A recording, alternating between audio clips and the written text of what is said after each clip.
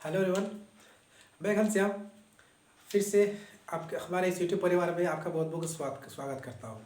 जी हाँ, जैसे पिछले वीडियो में मैंने आपको एक बेसिक स्ट्रक्चर दिया था, आप इंग्लिश को स्टार्ट किस तरह से कर सकते हैं, इंग्लिश क्या है, लैंग्वेज है, उसका क्या क्या एस्पेक्ट है, उसको क्या किस तरह से उसको समझा जाता है, उसके बारे में हमने अच्छी तरह से पढ़ा था।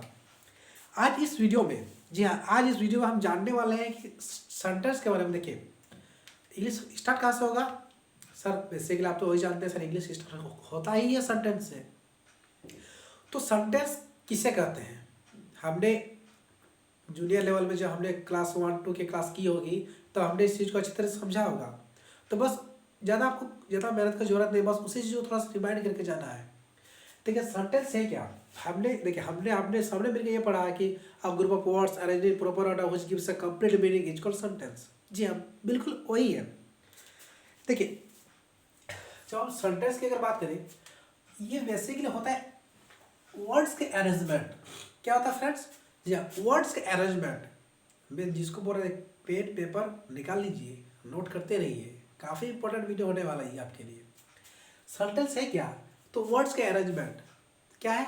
वर्ड्स का अरेंजमेंट। वर्ड्स का आखिर अरेंजमेंट किस तरह से हो, और वर्ड्स का तो अरेंजमेंट होगा ही साथ साथ, और जो आपने वर्ड्स को अरेंज किया वो आपको कंप्लीट मीनिंग दे पा रहा है कि नहीं दे पा रहा है।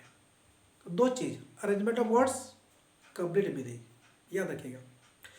तो ये सवाल आता है कि आखिर हम वर्ड्स का अरेंजमेंट करें तो क्या करें कैसे? तो उसके लिए भी कुछ रूल्स हैं, उस रूल्स को देखते रहिए। देखिए, वर्ड्स का अरेंजमेंट होना चाहिए, बिल्कुल सही, ठीक है सर। ये कंप्लीट मीनिंग देना चाहिए, ठीक है।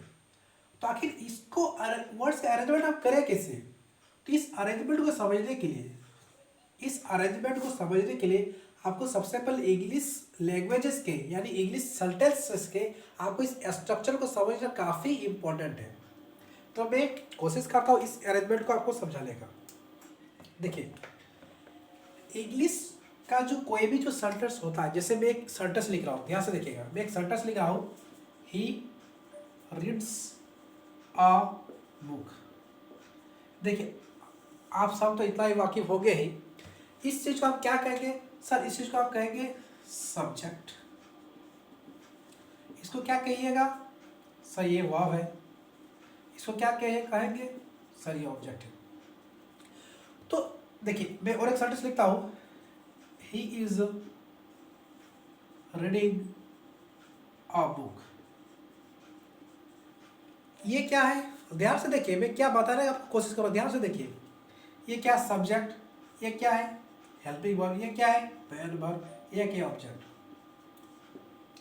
तो जब हम दोनों के जब हम लोग जो सेंटेंस पढ़े, तो दोनों सेंटेंस में हमने एक बात को देखा कि सर कहीं ना कहीं वर्ड्स का जो स्ट्रक्चर है, जो अरेंजमेंट है, वो काफ़ी ज़्यादा इंपॉर्टेंट रोल प्ले कर रहा है हमारे इंग्लिश लैंग्वेजेस को समझने के लिए। जी हाँ, तो स्ट्रक्चर को हम लोग किस तरह से अरेंज करें? देखिए, पहले सब्जेक्ट लिखिएगा, वर्ब। वर्ब दो तरह से होते हैं, हेल्पिंग वर्ब और मेन वर्ब। हेल्पिंग वर्ब और मेन वर्ब, और एक ऑब्जेक्ट।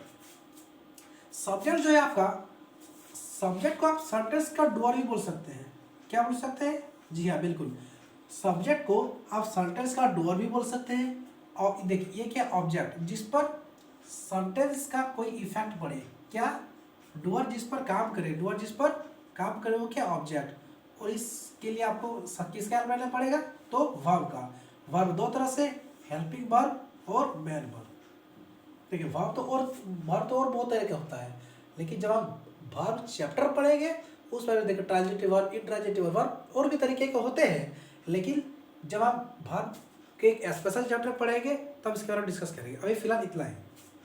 वर्ब कितना तरह का? दो तरह का, इसमें हेल्पिंग वर्ब और मेन वर्ब।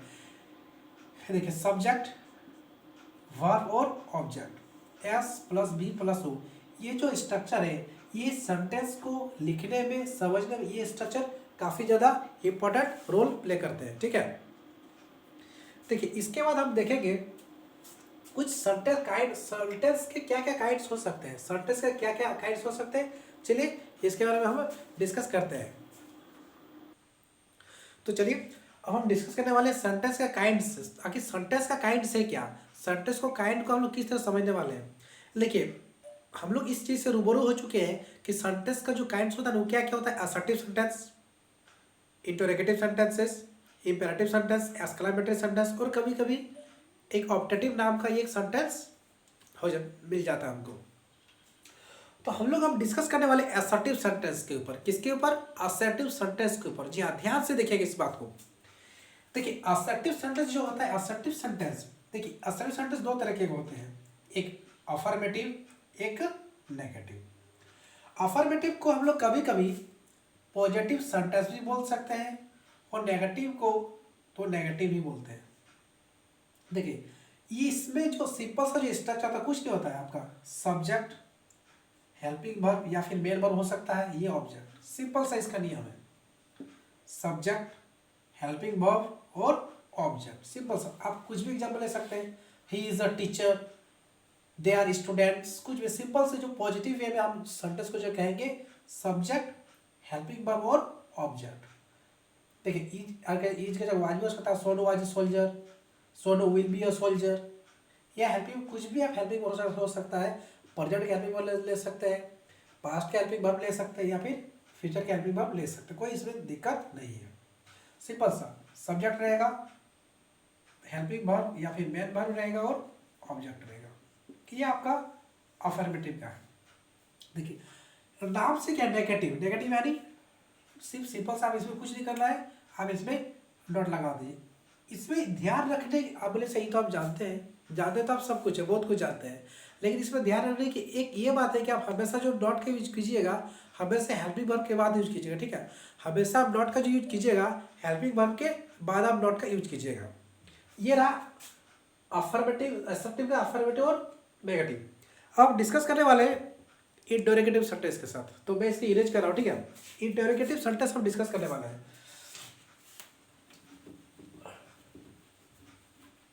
देखिए इंटरोगेटिव को मैं एक अच्छे लेवल में समझाने का कोशिश करता हूँ।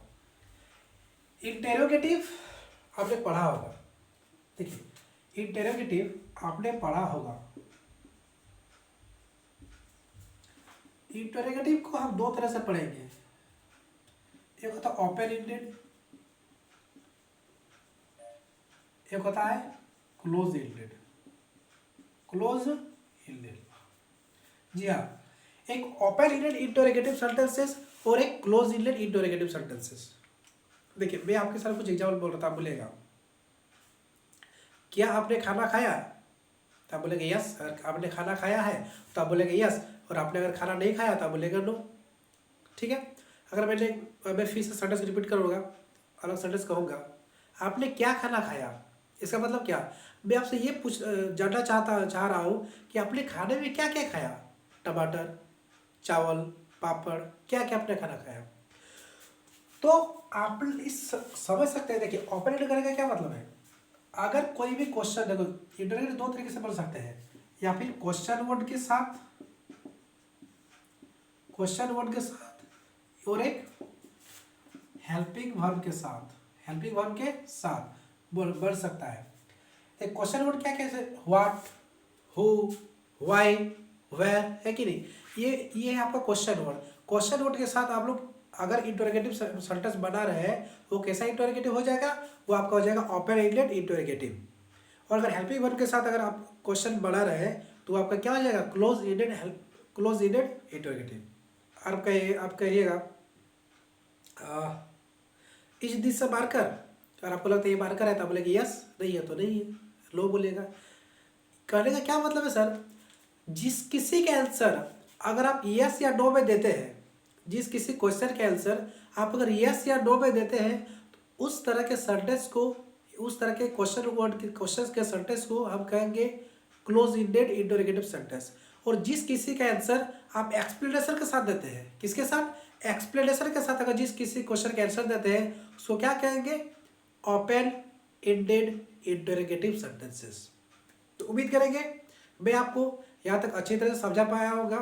तो फ्रेंड्स फिलहाल आज के लिए इतना ही, मिलते हैं किसी अगले वीडियो में इस तरह एक इंटरेस्टिंग टॉपिक के साथ। तब तक के लिए have a good day, thank you.